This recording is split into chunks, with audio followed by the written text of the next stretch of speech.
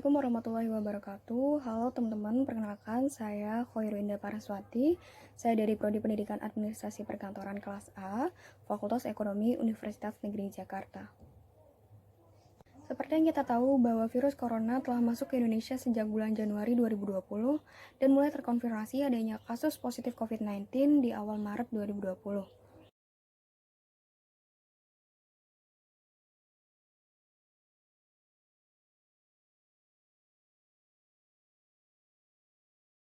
Karena kasus COVID-19 yang setiap harinya semakin bertambah, pemerintah mengambil tindakan untuk melakukan PSBB yang bertujuan untuk memutus rantai penyebaran virus. Namun, hal tersebut sangat berdampak besar pada perekonomian Indonesia, khususnya para pelaku UMKM yang saat ini sangat rentan dan dipastikan sudah jutaan UMKM yang sekarat bahkan sudah menutup usahanya.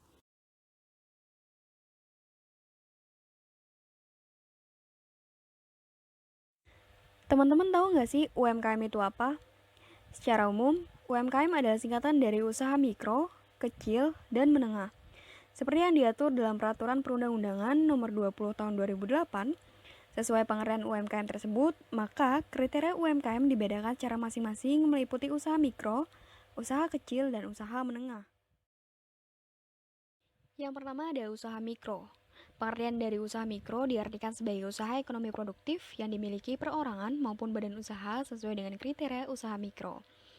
Usaha yang termasuk kriteria usaha mikro adalah usaha yang memiliki kekayaan bersih mencapai 50 juta rupiah dan tidak termasuk bangunan dan tanah tempat usaha. Hasil penjualan usaha mikro setiap tahunnya paling banyak 300 juta rupiah. Yang kedua, ada usaha kecil. Usaha kecil merupakan suatu usaha ekonomi produktif yang independen atau berdiri sendiri, baik yang dimiliki perorangan atau kelompok dan bukan sebagai badan usaha cabang dari perusahaan utama. Dikuasai dan dimiliki serta menjadi bagian baik langsung maupun tidak langsung dari usaha menengah. Usaha yang termasuk kriteria usaha kecil adalah usaha yang memiliki kekayaan bersih 50 juta rupiah dengan maksimal yang dibutuhkannya mencapai 500 juta rupiah. Hasil penjualan bisnis setiap tahunnya antara 300 juta rupiah sampai paling banyak 2,5 miliar rupiah.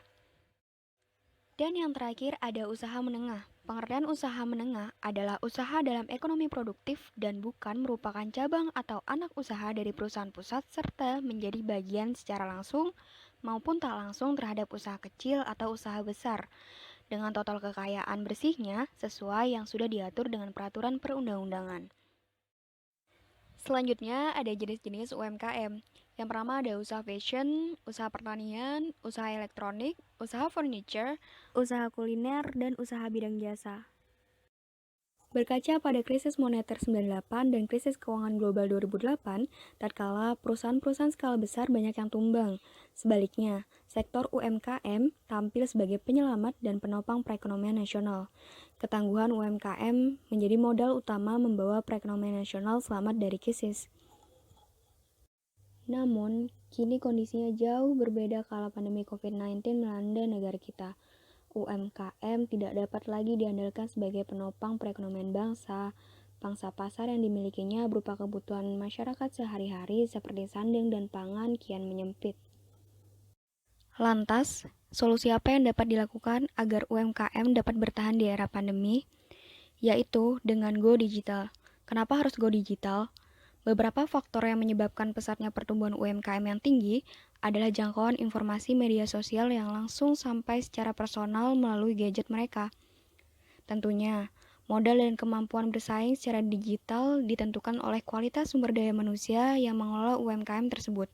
Semakin luas pengetahuan digital marketing yang dimiliki, akan semakin efektif pula UMKM menjangkau para konsumennya lebih luas lagi.